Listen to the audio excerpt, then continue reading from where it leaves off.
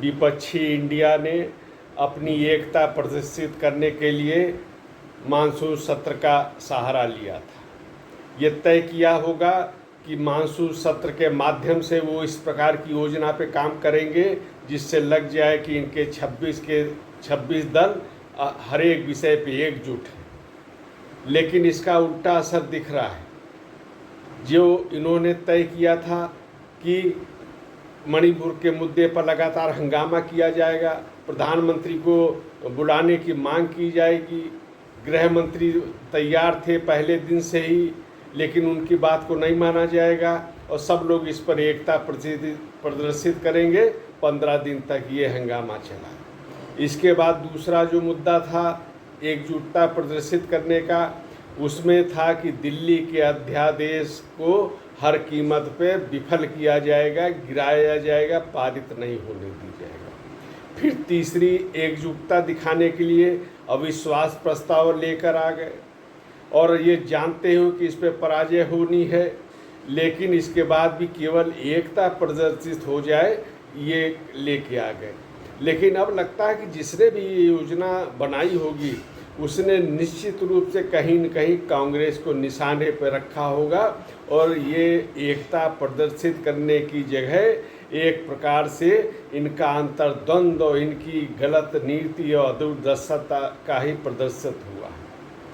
15 दिन तक हंगामा मणिपुर पे किया गया, लेकिन जब अविश्वास प्रस्ताव पे वो जानते थे कि ये विषय भी उठेगा, उन्होंने भी उठाया और लेकिन जिस प्रकार से सत्ता पक्ष ने जवाब दिया तो पूरी की पूरी योजना लगा कि जो 15 दिन तक हंगामा हो रहा था निरर्थक था, विपक्ष के पास बहुत कुछ कहने को था ही नहीं। पहले बात करिए दिल्ली के अध्यादेश की, वो भी एकता प्रदर्शित करने के लिए था विषय, लेकिन जो उसमें जो मुद्दे आ गए सामने उसमें दिल्ली सरकार के भ्रष्टाचार घोटाले प्रमुखता से आ गए और लगा कि केवल इन्हीं के लिए दिल्ली की सरकार, आम आदमी पार्टी की सरकार इसी के लिए पूर्ण राज्य का दर्जा चाहती है, इसी के लिए ट्रांसफ़र पोस्टिंग पे अपना एकाधिकार रखना चाहती है।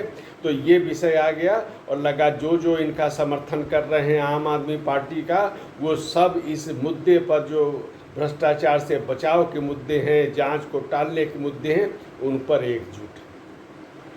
अविश्वास प्रस्ताव आया, विपक्ष जानता था कि उसके पास बहुत कुछ कहने को नहीं है, लेकिन अमित शाह और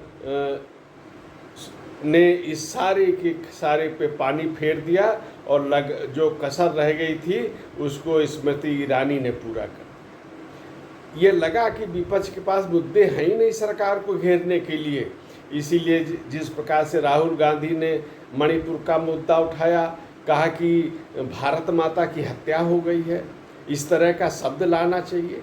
भारत एक शाश्वत रचना है भारतीय चिंतन के अनुसार, और ये शाश्वत रचना के विषय में इस तरह का शब्द प्रयोग करना भी गलत है। भले ही हिंसा जो मणिपुर की शर्मनाक थी, नहीं होनी चाहिए थी, लेकिन उस पर राजनीति जो की गई वो गलत था।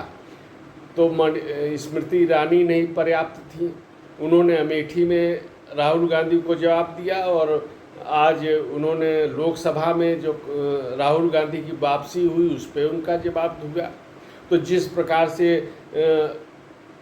स्मृति ईरानी ने जो जो विषय उठाए, जो मुद्दे उठाए, उससे कांग्रेस को निश्चित ही एक बचाव की मुद्रा में ला दिया है। कांग्रेस के लिए सब शर्मिंदगी के कारण भी बने हैं। राहुल गांधी ने 2 विषय प्रमुखता से उठाए थे और जोरदार ढंग से अपने अंदाज में उठाए थे। उन्होंने कहा था कि जो एक तो भारत माता के बारे में जो बोला वो निश्चित रूप से वो अशोभनीय था। पिछले जो लोकसभा में अविश्वास प्रस्ताव आया था उसमें एक भाव भंगिमा राहुल गांधी की बड़ी चर्चित हुई थी। इस बार एक दूसरी भाव भंगिमा को लेकर चर्चा आ गई। महिला सदस्य जो सत्ता पक्ष की थी उन्होंने इस पर आपत्ति भी दर्ज की है। क्या होगा ये देखना पड़ेगा, लेकिन निश्चित रूप से ये जो चर्चाएं हुई ये विपक्षी गठबंधन के नकारात्मक जो आधार है एकता का वो प्रदर्शित हुआ। अपने आप जैसे राहुल गांधी की चिरपरिचित एक मुद्दा है अडानी का विषय भी उठाया। यहाँ तक कि नरेंद्र मोदी को अपने अंदाज में जैसे वो लोग कहते हैं, उन्होंने कहा कि रावण से तुलना कर दी। अब जवाब जो स्मृति ईरानी ने दिया वो निश्चित रूप से कांग्रेस के लिए शर्मिंदगी का भी कारण है। स्मृति ईरानी ने पूरा का पूरा ब्यौरा दे दिया कि किस प्रकार कांग्रेस के शासन में अडानी के साथ रियायत की गई, किस तरह से उनको लाभ पहुंचाया गया। उसकी चर्चा करने को जो तैयार नहीं है। और ये इसके अलावा उन्होंने जो रॉबर्ट्स वाड्रा की तरफ इशारा किया वो भी कांग्रेस के पास उसका जवाब भी नहीं है।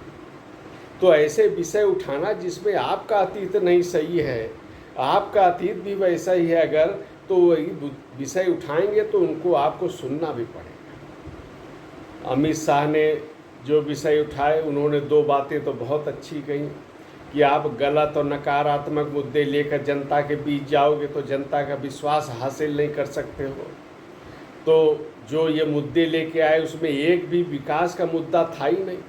जो विपक्षी इंडिया है ये विकास का तो कोई मुद्दा उठाता ही नहीं है। इसके लिए मणिपुर है, इसके लिए लोकतंत्र खतरे में है, संविधान खतरे में है, बस यही विषय ले दे के होते हैं। 9 साल से चल रहे हैं और उसी को रिपीट किया गया, उसके लिए अविश्वास प्रस्ताव लेके आ गए।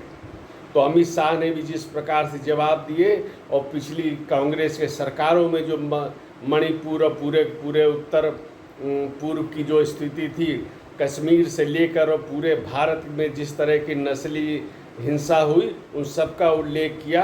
और इस प्रकार जो अविश्वास लेकर आए थे उन्हीं के विश्वास पर ही प्रश्न चिन्ह लग गया। अभी तो नरेंद्र मोदी का इस पर अविश्वास प्रस्ताव पे भाषण बाकी है। जो ये मांग कर रहे थे इतने दिनों से नरेंद्र मोदी आए और जवाब दें, मैं समझता हूँ कि उनकी ये इच्छा भी पूरी होने वाली है। और ये जब नरेंद्र मोदी बोलेंगे तो फिर वो इतिहास दोहराया जाएगा, तब विपक्ष के पास उनकी बातों का भी कोई जवाब नहीं है।